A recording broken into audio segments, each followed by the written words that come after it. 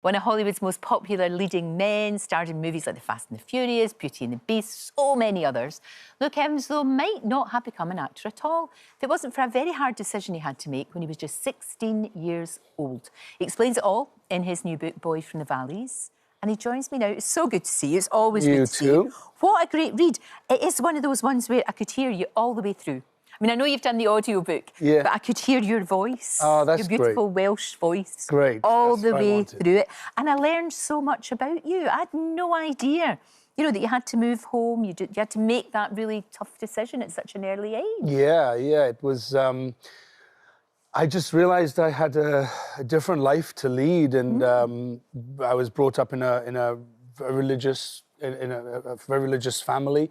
I'm very close to my mum and dad, but the way they were living their life and the way what I wanted to do with my life was very, very different. So at 16, I made the decision to leave home and start again almost. I sort of lost all of my connections to my friends that were all witnesses and start another life, Do you know, that's really brave. It really is. But the thing is, it would have been so difficult to stay because you would have to have denied who you were, in a sense. That's right. And it's so, you know, with certain religions like Jehovah's Witness, if you happen to be gay, you're then flung out.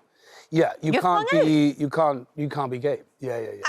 Well, it doesn't make any sense to me. Lots of other things too. Yeah, indeed. But your mum and dad, you're still really, really close. We are. They love you so much and they're so proud of you. Yeah, they're incredible human beings, and we've been through a lot together. Yeah. What it's taken is a lot of respect, a lot of love, a lot of time, understanding, a lot of talking, and respecting each other's journeys and choices we've made. And that's really good. I'm happy that they are happy, and they are happy that I'm happy, and that's all that matters. That's all you want. That's all you want. But there you are as a young lad in that London.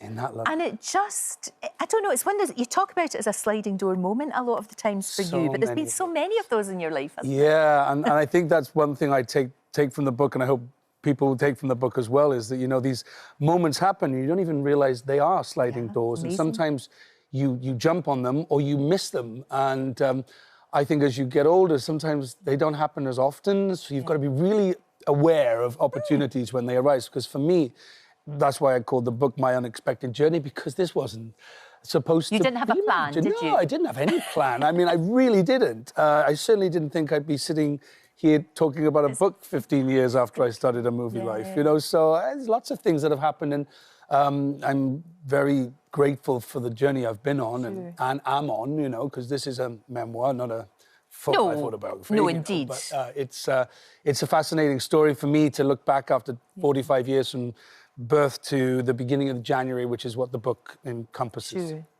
It's a great read, and it's so interesting, and it shows, but you've got great resilience, and I think in order to be a successful actor, and you're more than that because you sing, you do so many things, in order to do that, you've got to have resilience, because you will get knockbacks. Oh, yeah. You will do. So when you were young and you were getting, you know, having to go around doors as a Jehovah's Witness, or people were bullying you at school because you happened to be gay, that's actually made you very strong.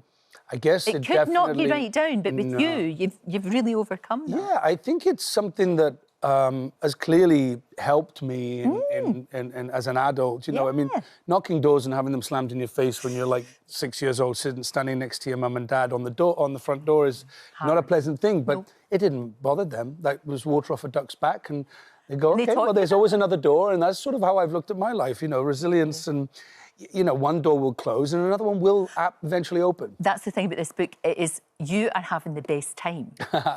What comes across loud and clear is how much you love what you do, how you never take it for granted, but you really enjoy what you're doing. Oh, I love it. It's just great. And how... It comes across so well. Oh, good, because it is, you know, again, it's like, you know, you've got to be grateful for the opportunities you get and to enjoy them. You never know when they may stop. I mean, it's not a fatalist kind of approach to life. It's just sort of the joy out of it. You know, have every moment. And not just the big moments, the little moments. You know, just us dancing at Adele a couple of years ago in Hyde Park. You know, that was a moment, and I loved it. Had the best day, didn't we? Do you know what I loved as well about you? Because obviously we see you in all these amazing roles, you know, and you've done so many things.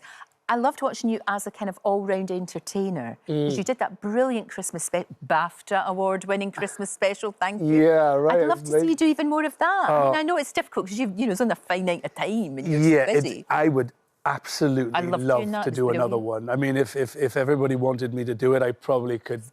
I would absolutely love to do it. I had the best time. It was sort of old school, entertaining. It was at Christmas. I sang all the songs people wanted to hear. The audience was amazing. We did it in Wales, and I had the best guests. I mean, incredible. Oh, amazing. And I loved it. I would do another one in a heartbeat. So. Well, see, that's the thing about you, because you can sing. It just made it, I don't know, it was one of those things where there's not many shows now that brings the whole family together. And of course, Christmas, which is all about that. Is all about bringing the whole family together. And that's why that worked so well. Yeah. You've got to do another one. I should.